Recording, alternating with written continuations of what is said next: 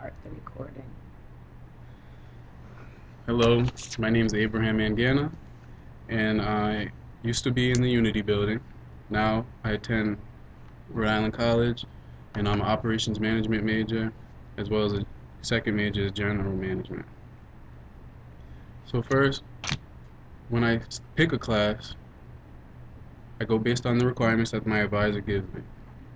Then I want to look at the professor that's teaching the class. Oftentimes they'll have the name, sometimes it'll be to be determined. So I look at the professor, go on ratemyprofessor.com. This is a beautiful resource that has almost every professor from every school on it, and honest reviews are given from students who have taken these professors, even though sometimes professors can actually put their own review on them. So after I see what the professor is like, then I know how to prepare myself for the class, the do's and don'ts of the class, what work I need to really focus on, like the big assignments, things like that. Usually you'll find that professors are people too, so they want you to pass. They are trying to give you points. So I just play a game where all the points are on the board and it's only up to me to lose the points. So they give me everything and I just try to regurgitate what they told me. So if I have a hard class, I'll study harder. If I have an easier class, I won't dedicate as much time to it. That can work to your benefit or your disadvantage because you need to work very hard at everything you do. So when I'm really struggling in class, I go to the office hours.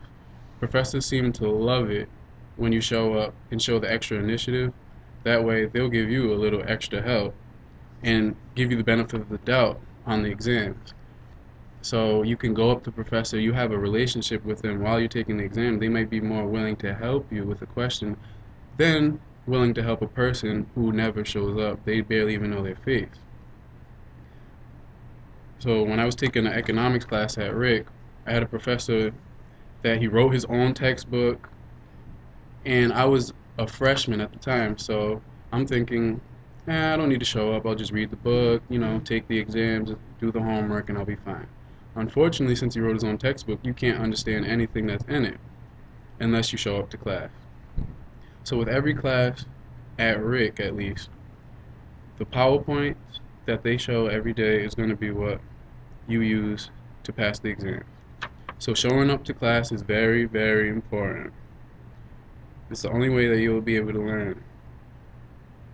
So the professor will continue to teach whatever curriculum they were assigned to teach, even if you don't know what's going on. And they will never know that you are confused unless you raise your hand, unless you go see them in their office hours, unless you take the extra steps to make sure that you're getting your education, because nobody else will do that for you. And a good thing that I do is I ask people who have taken a certain professor before, who have taken a certain class before that I need to take, and ask them, how's this guy, how's that lady?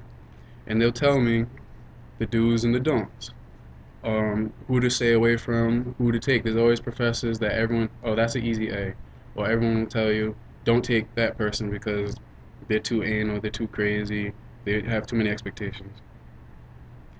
And most importantly, I look at the syllabus, which will be the outline of the whole class, what the purpose is, what each assignment will be, how are they weighed, how much percent of your grade relies on the final, how much percent of your grade relies on the midterm. By paying attention to that, you know what to prepare for and when to prepare for it.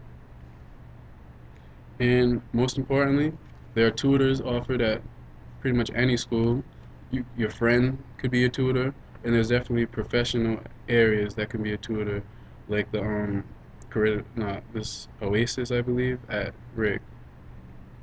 So you could definitely find different resources. Ask your professors, ask your advisors. Just be vocal and network, and you will get through any class at any school.